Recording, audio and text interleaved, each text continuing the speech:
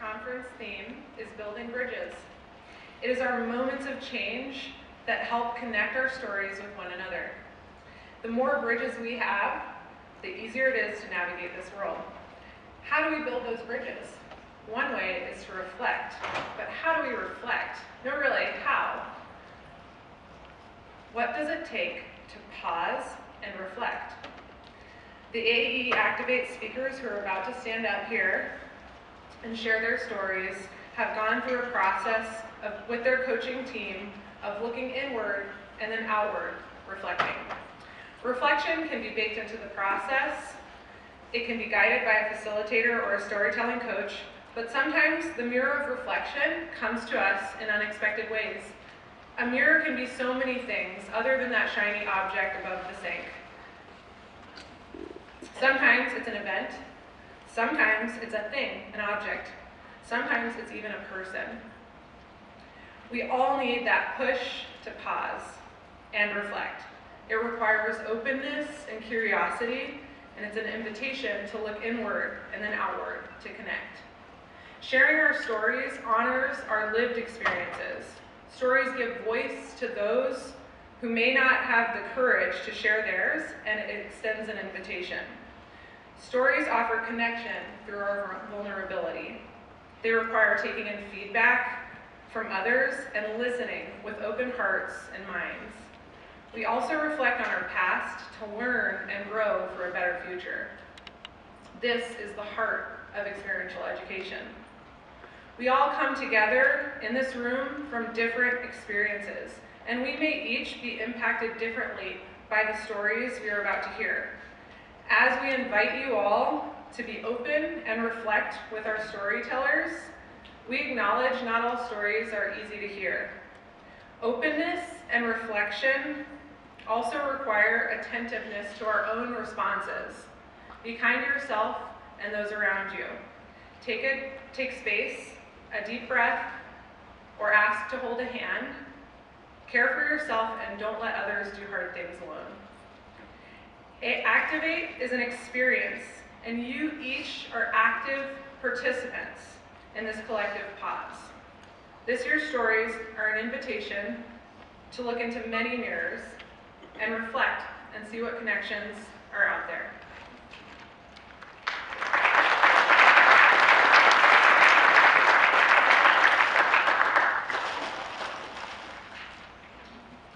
Good morning. My name is Jessian Smith, and I have had the joy and privilege, along with Deidre Goodwin, to coach Tom Leahy for this year's Activate. Tom began his reflective practice at the age of 12 while mowing lawns. He loves 1,000-mile drives with the radio off and solo hikes in wild places, providing the deep quiet that sustains him. In June, he had a 5-minute meditation with a wolf that sat down across from him in the Lamar Valley of Yellowstone National Park. He has worked in education, mental health, and experiential adventure since 1977 and has lived through the evolution of our field. He holds a bachelor's degree in anthropology and a master's degree in experiential education. Tom, his wife Jen, and their son Luke live in Boulder, Colorado. Tom delivers rigorous training for both new and experienced facilitators using models and tools of his own devising. He is the author of Agency, Challenge, Choice, and Control, a deep exploration of risk-based social learning situations. Tom attended his first AEE conference in 1988. In 1993, he created the Facilitators Unconference, a collaborative growth community that empowers participants to take control of their own learning. He chaired the creation of the ACCT Practitioner Certification Awards and Standards, and in 2002, Tom received the Michael J. Stratton Practitioner of the Year Award. In 2011, the Critical Link Award from the Association for Challenge Course Technology, and he knows that being selected for Activate is a tremendous honor, but his proudest achievement is being a dad to his son, Luke. Please join me in welcoming to the stage Tom Leahy.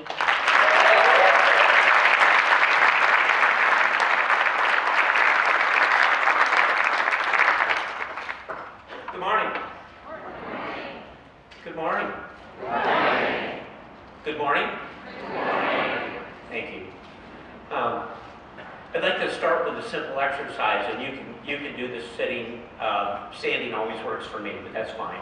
It looks like this. You ready? It's very subtle. That was it. Together on 3. Ready?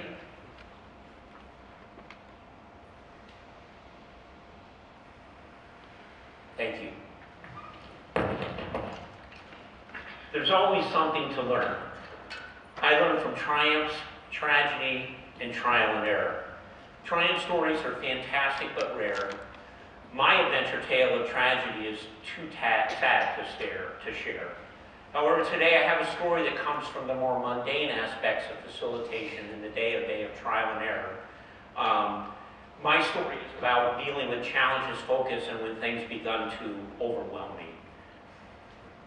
I'd like to share a story about how I learned to breathe. Everyone breathes, no story there, but when, why, and how we breathe become interesting. Most sports, spiritual, and health practices have prescriptions for breathing, but I learned to breathe on the challenge course. 1979, I was 24, thought I knew everything. I worked for a court diversion program modeled after Outward Bound. Rock climbing was primitive by comparison to today. The harness was a bowline on a coil. Take your climbing rope and wrap it about 4 times around your body under the ribs and finish with a single bowline that captures all the coils. The belay was a body belay with the essential but now extinct slip, slap, and slide, and braking was jamming your brake hand down across your thigh. The trouble with the bowline on a coil was that when you sat back to rest, the coils would slide. See the heads going up and down. The coils would slide up across your ribs, constrict the diaphragm, and then the searing pain of the coil would hit. Many tears were shed. The lesson: no resting on a bowline on a coil if you want to breathe. 1983, now 29, the new challenge course at our private school was ready, and it was time to test the leap of faith. My co-leader, Tom Peterson, volunteered to go first while wearing the standard of the time, a self-tied harness called a double Studebaker. The lead installer from Project Adventure, Jimmy O'Neill, provided a body belay. Now, as Tom reached the top of the cut-off beech tree, he placed one foot on the top PVC peg. Anybody remember those? A few of those, yeah. And then the other on the 10-inch top. He called for a belay once again and launched off into space. He missed the trapeze, and as the rope tensioned, Tom continued to fall. Now, the belay trees were 2 beautiful tall hemlock trees known for flexibility and strength. Without ground anchors, both trees bent smoothly. Tom hit the ground on his buttocks. The tree sprang back, and he popped up onto his feet and turned to the Blair line with complete sarcasm and surprising humor said, "Nice catch." Anchors were at the tree before the next try. My turn. We knew the goal was to get on both feet on top of the tree and then go for the trapeze, and I was determined to do just that. However, I was a bit shaken after having seen the first belay. So 1 foot on top and my mind filled with all the questions you can imagine. Is this safe? And can I get both feet on top without falling? And then I took a long, slow breath.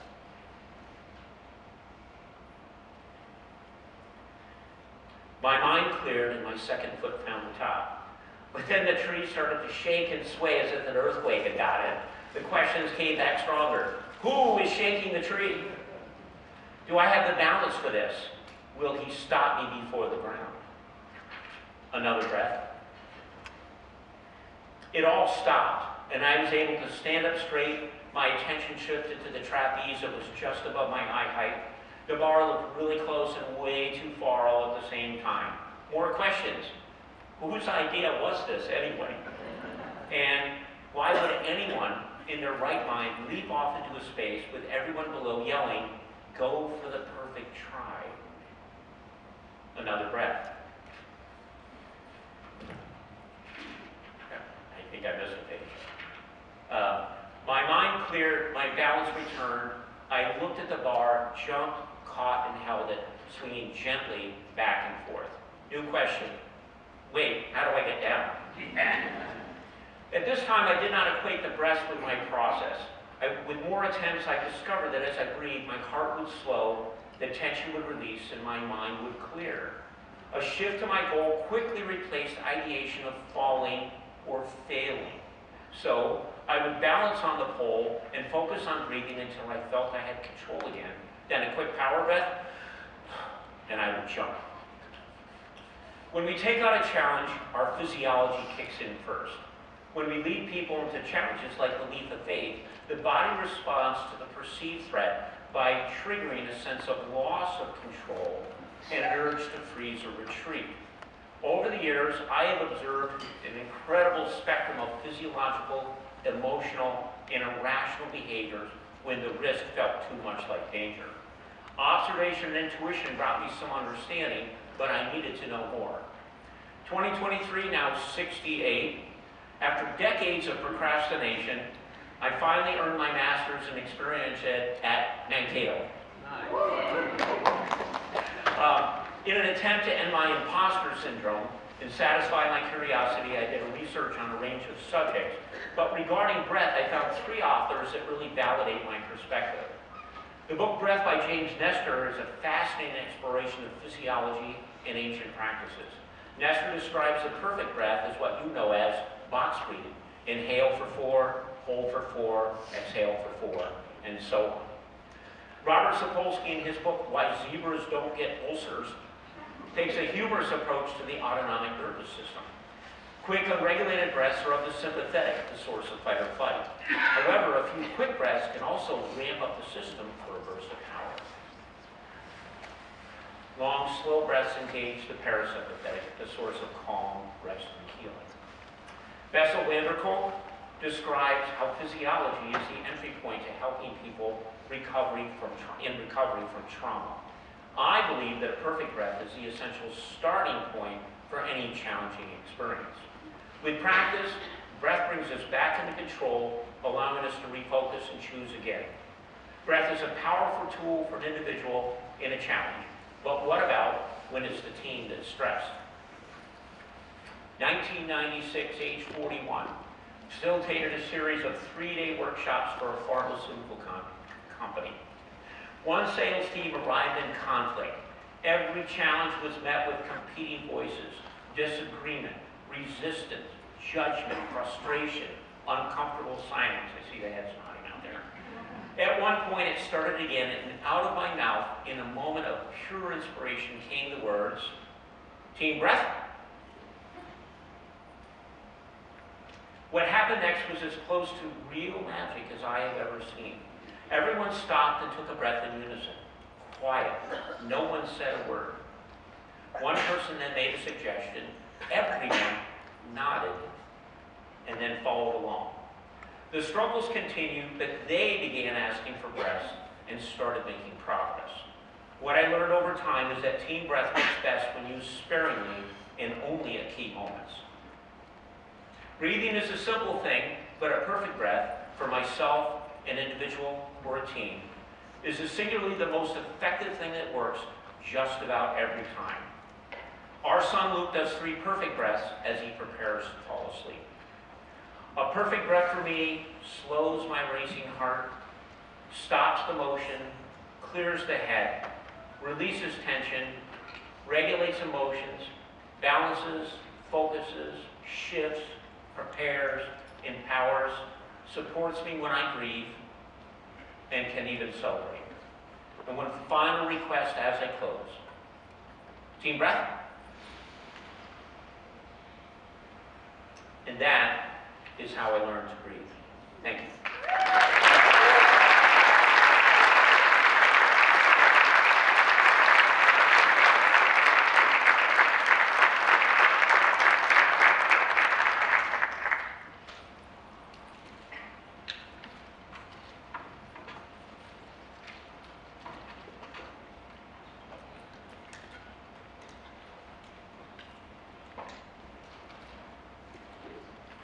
Thank you for that, Tom. Hi, I'm Genevieve Sorrells, and along with Will Marble and Rachel Lulliver, I have been given the gift of coaching Lily.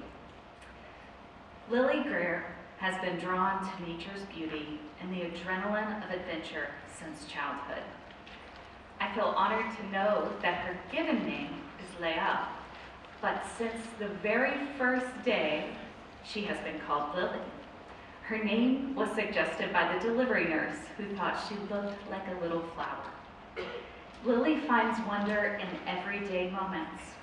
She currently works in higher education, coordinating field experiences and facilitating practice seminars for graduate-level social work students. Of Middle Eastern heritage and shaped by diverse international travels, Lily brings a culturally responsive lens to her work. Anchored by her family, Lily draws quiet strength and love from her parents and sisters. Her writing explores the healing power of nature and mental health, social injustices in the Middle East, and poetry rooted in the shared human experience. Lily, thank you for sharing your story with us.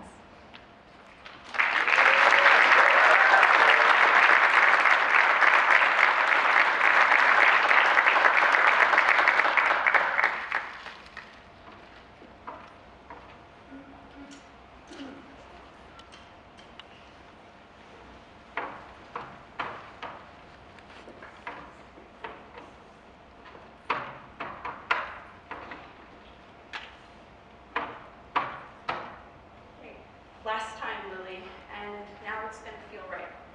And it's all going to be all right. 2 hours remain before the sun rises. I challenge my aching lungs to a deep inhale. The rapidly thinning air leaves me nearly breathless as I force one foot in front of the other, numb now from the below freezing temperature. Only 17,000 feet above sea level and 7 days in, but now that I'm here, I reckon this is probably not the ideal environment for an asthmatic.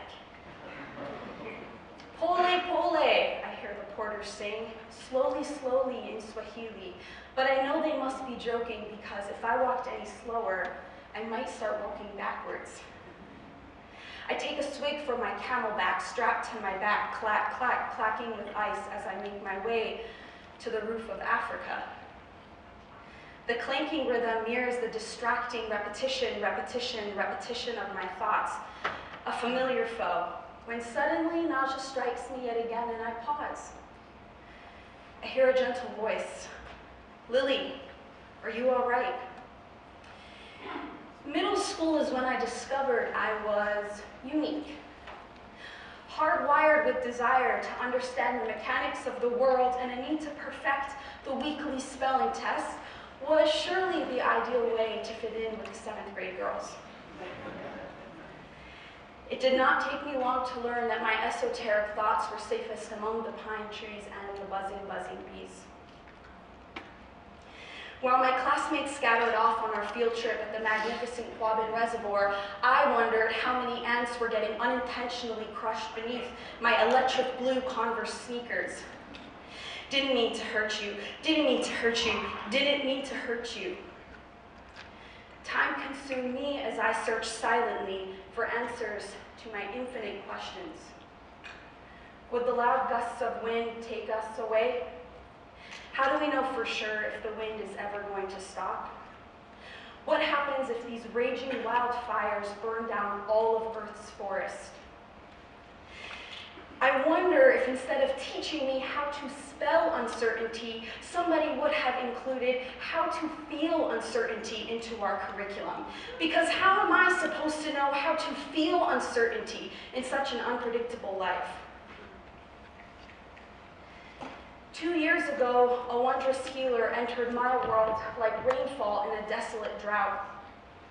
She taught me the 3-letter name, partly to blame for why I live this way. Like the way I had to step in and out of a door 4 times, or the way I had to get into the bed and out of the bed and back in again and back out again, until it felt just right before I could fall asleep.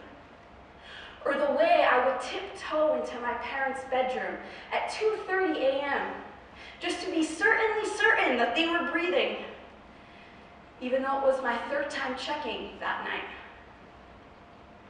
Or the way my mind jolted when I pondered climbing the world's highest freestanding mountain. Certain? Certainly not. You see, when you have obsessive-compulsive disorder, OCD, the quench for certainty is insatiable. One of the most misrepresented mental health disorders, OCD is a debilitating condition, which centers around intense anxiety stemming from intrusive thoughts, the obsessions. Obsessions are ego-dystonic, out of sync with our values, and unfortunately, chronic. Compulsions are used to neutralize the unwanted thoughts. Tacky Instagram reels encourage the dangerous misrepresentation of OCD. Celebrities claiming this is a personality quirk, organizing their kitchen cabinets by color. I'm a little OCD, but there is nothing little about this doubting disease. The reality? OCD themes include morality, contamination, harm, religion, scary taboo thoughts, and needing a sense of feeling just right. Not so black and white. When the opportunity surfaced for me to climb Mount Kilimanjaro to raise funds for the tens of thousands of critically injured Palestinian youth in Gaza, I felt an immediate calling to my heart. Imagining myself floating above the clouds amongst a group of like-minded adventurous souls gave me a sense of wistful hope. I yearned for connection at an irrevocably disconnected time. And as long as it takes you to say Kilimanjaro is as long as it took for the doubts to begin to creep. Creeping and seeping into every part of my brain, which made mental lists of every question and every fear such an interference to my climbing excitement. What happens if I fail to summit? What if I get sick from the altitude? What if while I'm trekking, another loved one dies and I can't say goodbye? And what if I don't even try? Not knowing if all would be okay or if I'd make it all the way caused me such sleepless nights and even sleepier days. Unruly cycles of doubt had me climbing up and down the stairs and up and down the stairs again and again, not only because I was training, but because I thought I was gaining power over my thoughts. I thought I needed to get it just right. No number of times I packed and unpacked and repacked my bags would I ensure a successful summit. My brain worked overtime, listening and later resisting the fact that the only way out of this tsunami of thoughts was to dive right in. The rightness that I tried so hard to perfect had never made me feel so wrong. A freezing gust of wind blows, blistering my cherry lips, desperate for that Carmex I left back at Kosovo camp. Sun rays wave hello. Uninvited tears fill my eyes as I turn around and spy the 3,600 feet I crawled up in the black of night. Blinded, but so free-minded. Congratulations, you are now at Uhuru Peak, 19,341 feet above sea level. Stillness succumbs and clarity, it overcomes me. My mind is empty, yet filled with possibilities. Boundless like this open sky before my shining brown eyes. A foreign feeling, fixated on nothing and fixated on everything my senses can embrace. The heat of my flaming scarlet cheeks, the burning in my calves, the cold, cold water dripping down my face. Lily, are you all right? feel a pounding in my chest, reminding me I'm alive, messy, human, thriving. I surrendered to the unknown, and because of that, got myself here. Got myself here. I made it. I made it. When I decided to become one with this beautiful storm, holding hope in one hand and risk in the other, I really didn't know that I was going to transform into a new, blossoming lily. So perhaps I'm not all right. Maybe I never needed to be all right all along. Maybe, just maybe, I'm fine. And today, that's perfectly right for me. Thank you. Yeah.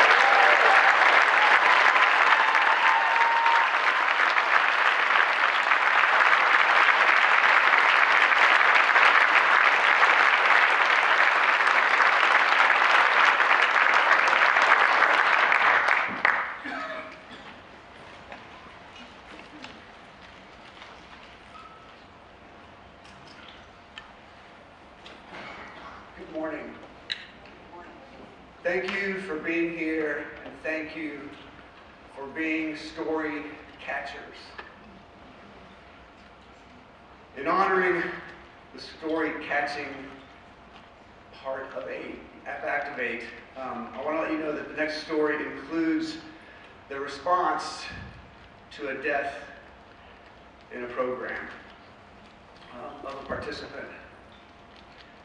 Feel free to do what you need to do to take care of yourself.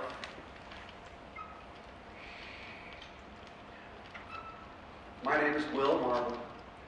Deidre Goodwin and I had the pleasure of coaching our next speaker. Dave grew up on the move. As a child of a military family, he moved 11 times in the first 18 years of his life. After attending college and realizing he wasn't really ready for the standard 9-to-5 job, he spent several years working seasonally as an adventure guide during the summer and a snowboarding addict during the winter until he got married and had kids. Dave has been lucky enough to travel to over 30 countries where he has learned patience, kindness, connection as a global citizen. He is the proud founder of Cornerstone Safety Group, a risk management services company supporting international and experiential education programs. Living in Colorado, Dave recently celebrated 26 years of marriage. Yes, and also celebrated the wedding of his daughter. He is now patiently, I'm not so sure it's patiently, but he's waiting for snow to fall in the Rockies. Please welcome Dave Dennis.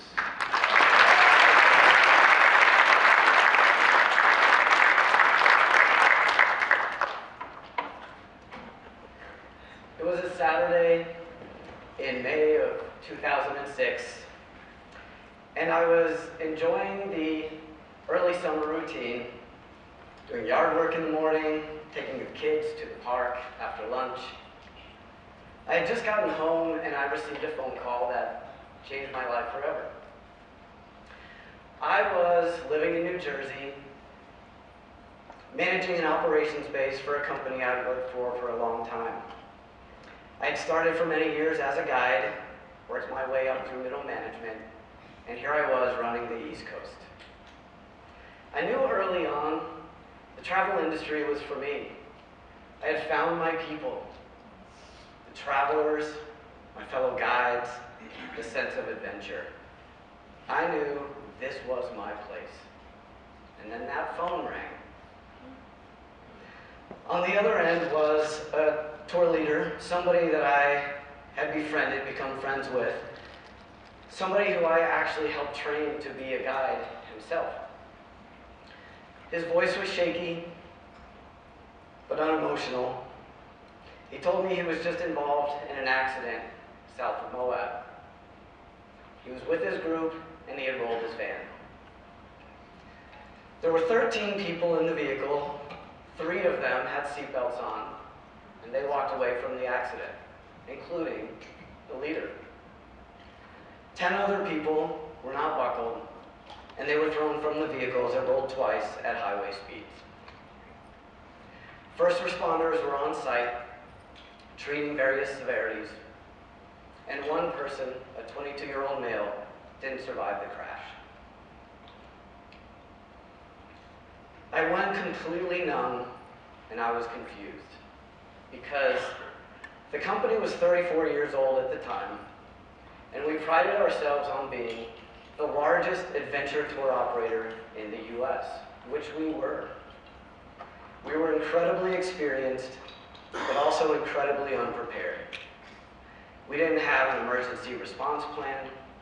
We didn't have any protocols or checklists. All we had was intuition and adrenaline. I immediately called our company president and others on the operations team, and within a couple hours, I had volunteered to go meet the family in Salt Lake City of the deceased. I felt really strongly that whoever met the parents needed to have another parent there with them, to try to have some level of connectedness as a parent to understand, begin to understand the grief that they were experiencing. And I was the only parent in our operations team. So the decision was scary and incredibly uncomfortable, but an easy one. And my job was to meet the family and take them to their son. When I arrived in Salt Lake City, their flight from Denmark was just landing. It was his parents, his sister, and his aunt. Completely devastated, pale, tired. They carried these little bags, but enormous grief. We chartered a flight down to Moab and then jumped in a rental car. All I had was a mile marker to identify where the accident had happened, but when we got there, it was easy to find. You see, when a 15-passenger van with a group and a roof rack rolls at 70 miles an hour, it leaves a distinctive mark. I could see where the tires had blown, I could see where the van flipped, and I could see where the dust had settled. There was debris around, sunglasses, some maps, even this tiny little salt shaker from our camp kitchen. I tried to distract the family so they wouldn't connect all of these pieces of trash to what had happened to that accident, but they saw everything. The desert was quiet. We spent about an hour at the site. They cried together, and I just walked in circles, absolutely numb. We then went to the mortuary. The sound of their grief in that room, something I will never forget. We spent 5 days together in total, traveling, talking, and sharing silence. And they told me about their son. His name was Lasse. He had just graduated university, where he studied American history. He was taking a 9-week trip with his best friend across the US. And he had actually called his parents a few days before the accident because he was incredibly excited about being in the American Southwest.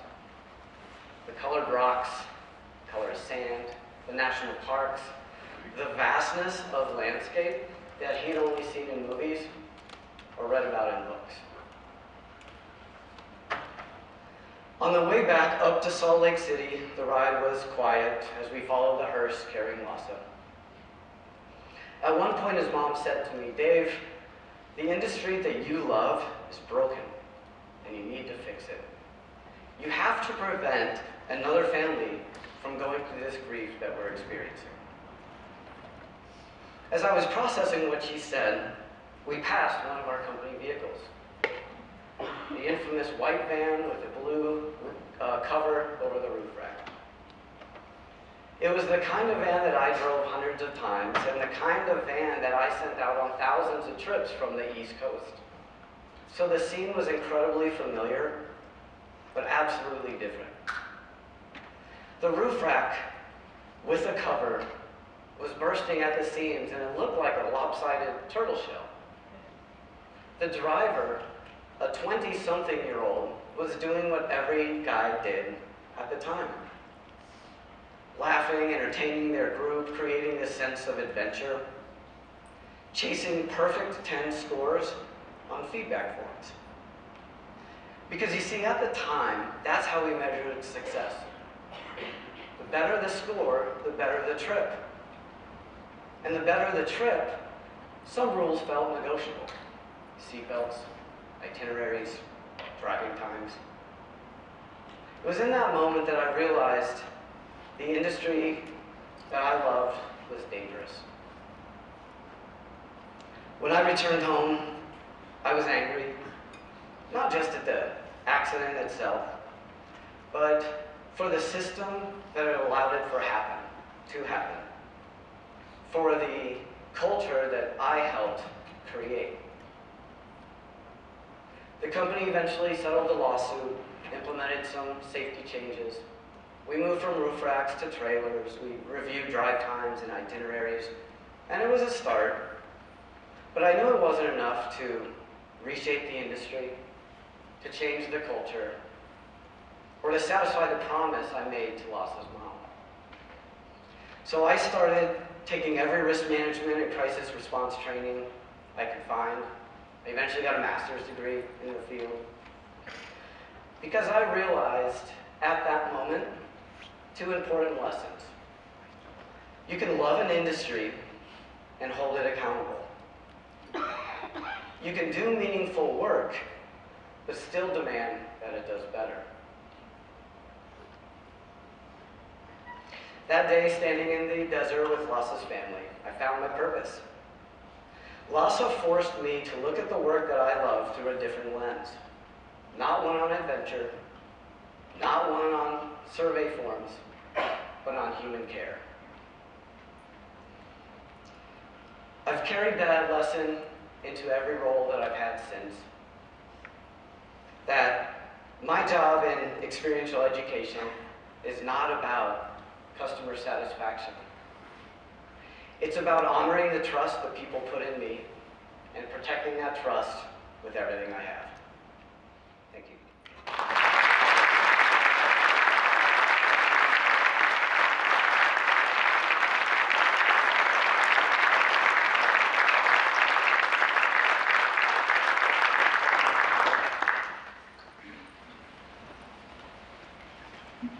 Wow.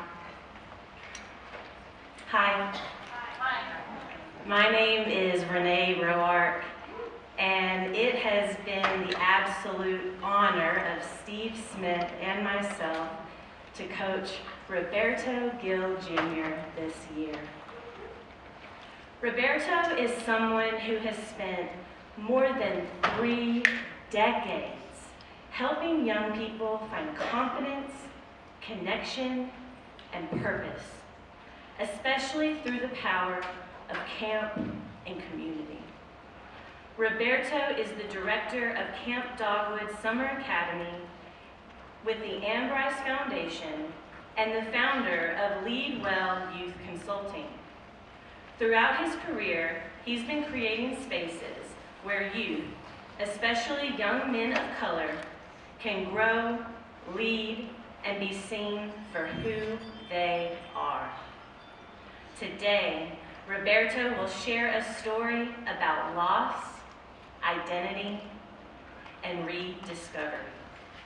A reminder that sometimes what feels like an ending can actually be the start of finding our way back to purpose. Please help me in welcoming Roberto Gill Jr.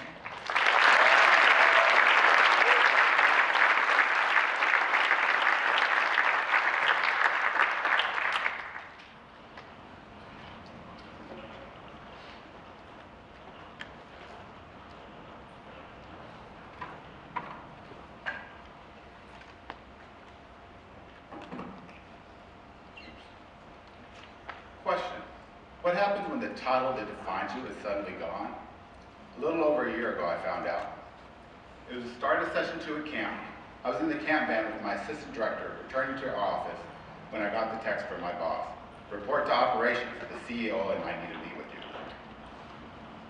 Instantly, I knew what it was. As we wrapped up session 1, everything that could go wrong did. A camper-on-camper abuse allegation, a bat in the cabin, staff not in their assigned cabins, all of it out of my immediate control, but someone has to be held accountable, right? That short drive from our office to operations was the longest of my life. Past the ball field where campers were playing soccer, past the dining hall where kitchen staff were preparing dinner, and me just trying to keep my stomach from dropping. I stepped in the office, sat down across from the CEO, wondering where my boss was, when I heard the words, "We no longer think you're the right person for this role." Just like that, I was out, fired.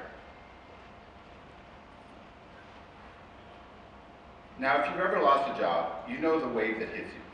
Embarrassment, anger, self-doubt. But for me, it was deeper than that. My work wasn't just a paycheck, it was my identity. It's how I introduced myself. It was how I measured my worth. Honestly, it's who I'd been since that first summer back in 1992. And in one moment, all of it gone. I'll be honest, I spiraled. I woke up without an alarm clock for the first time in years, and it didn't feel like freedom. It felt like failure. My inbox sat empty, my phone stopped ringing, and inside, the questions kept growing louder. What did I do wrong? What could I have done different? Was I really meant for this work? The confidence I built over decades cracked. I stopped seeing myself as a leader, as a mentor, as someone with value. I avoided updating LinkedIn. I dodged questions from friends when they asked, "So what's next?" Even at the grocery store, when I ran into people from the community, I found myself taking side aisles to avoid the question, "How are things at camp?" For months, I lived in that space. Numb, quiet, unsure. But slowly, almost accidentally, I started climbing back. I'd been tinkering with the idea of writing a book about mentorship, and in the absence of a job title, I decided to give it some attention. So I reached out to people I'd mentored over the years, former campers, staff, colleagues. One by one, I asked if I could interview them, and they shared their stories. Stories of trust built in tough moments, stories of lessons I had long forgotten teaching, stories where my belief in them became the spark they needed to keep going. I'll never forget one conversation with Alan. He said, "Even though I don't know everything, sharing what I do know is important."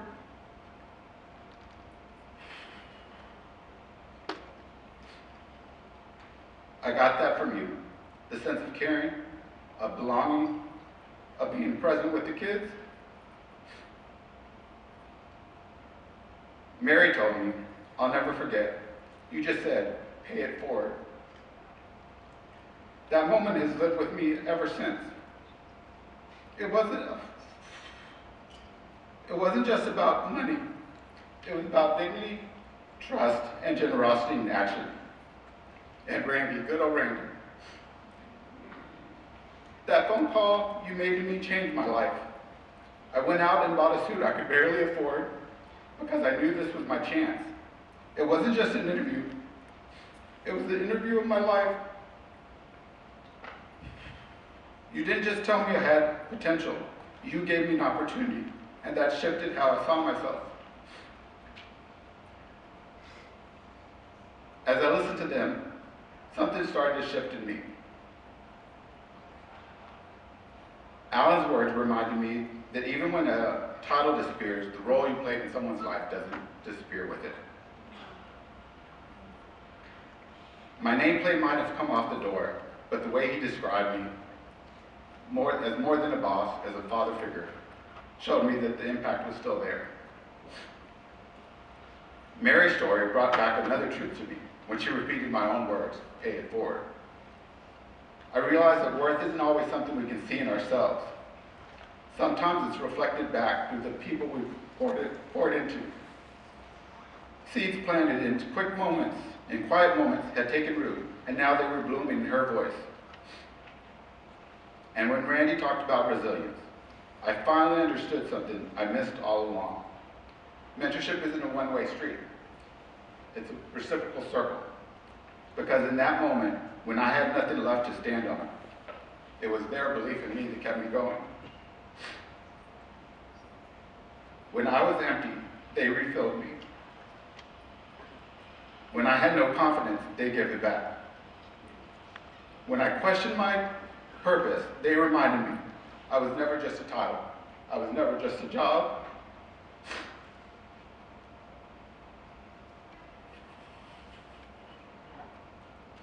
And that's why being here with AEE feels so important. Because what we do in experiential education is more than programs or curriculum. It's about relationships that last far beyond the moment. Excuse me.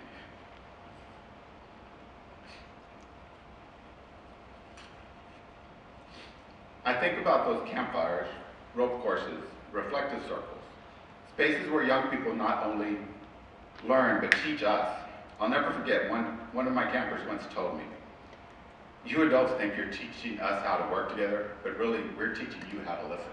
And she was right.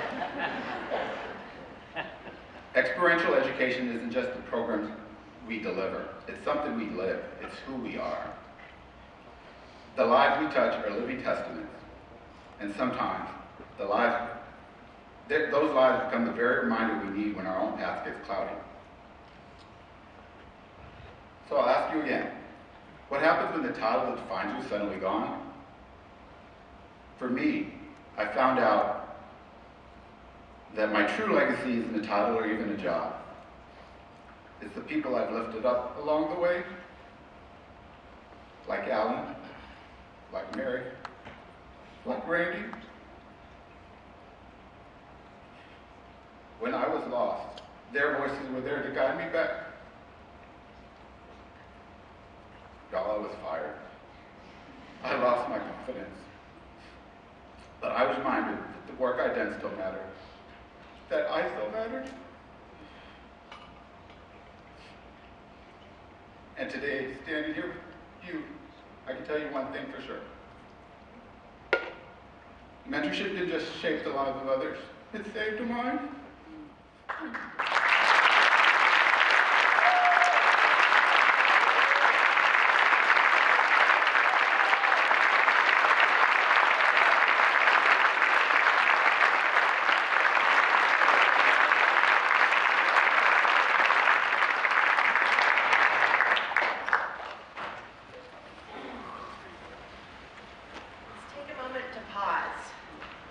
Check in with ourselves, with our community, to see what bridges we may have built.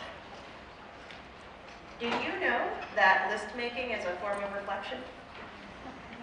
So let's reflect together on the moments of change we've just been gifted to, with a list of those moments.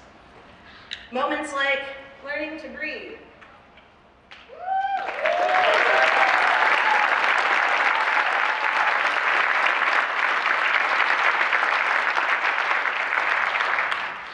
that fine and not all right is perfectly right.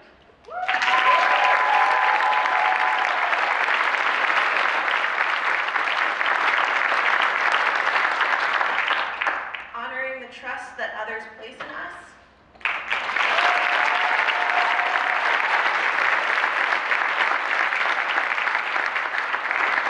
And that legacy is who we lift up along the way.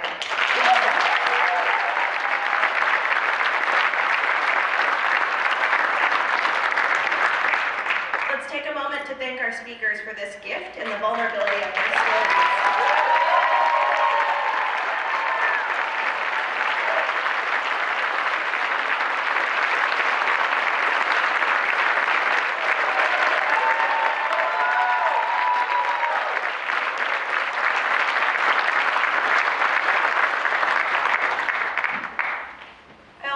Take a moment to thank our two speakers that weren't able to be here with us today, that put in tremendous work to try to make it happen. Sometimes life just, life's.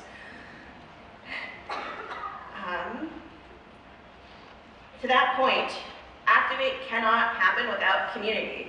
So to all of our coaches this year, thank you. And while we're at it, if you are a former Activate speaker or coach, will you raise a hand or stand up so that folks can see where you are?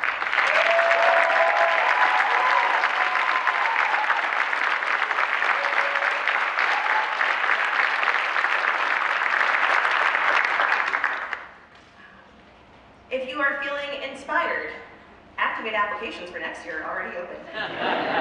Shameless plug. We're also inviting former speakers and coaches and folks that are interested for learning more about Activate to a social that's happening tonight. If you're interested in that, find someone with a yellow Activate tag and ask us those questions. But now, the rest of the closing. Less logistics, more fun. So, consider Activate a collective pause within this larger pause that is the AAE International Conference. This is our moment to reflect. We build connections here in all the ways so that when we return wherever we may go, we have extra mirrors and more bridges to strengthen our lives and the important work that we do helping others pause, reflect, and connect. And for a moment, I'm going to take off my hat as an Activate coach and coordinator and represent the other area that I'm part of, which is as part of the team that's working on the Dr. Nina Roberts Social Justice Scholarship and Micro Grant.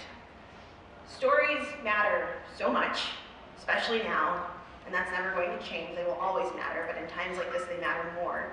The work that Dr. Nina Roberts did matters incredibly in times like these. You've probably seen signs posted around, or you've seen folks with those lovely shirts with those hearts. I see Phil in one, I see Jay in one. That micro grant is meant to help people continue this work. So if you are feeling inspired and you want to learn more about the micro grant or donate to it, find any of us and we'll help you figure out how to make that happen. We might even have really cool stickers for you if you do it. All right, put in the Activate hat back on. So, the bridges that we build here still exist when we return from the beauty of this reflective and connected community. We are on day 2 of the conference, so what bridges are out there for you to build? And where will they take you when you leave here? From here, folks can choose your own adventure. For those of you who want to sit and reflect with us after hearing those stories, we have reflective cards pre-made, because I'm a dork. And we'll come to you if you're interested in one, or you can find one of us or a service crew member that has them. Additionally, if you are interested in learning about Activate, we'll have a couple of coaches up here who can answer questions.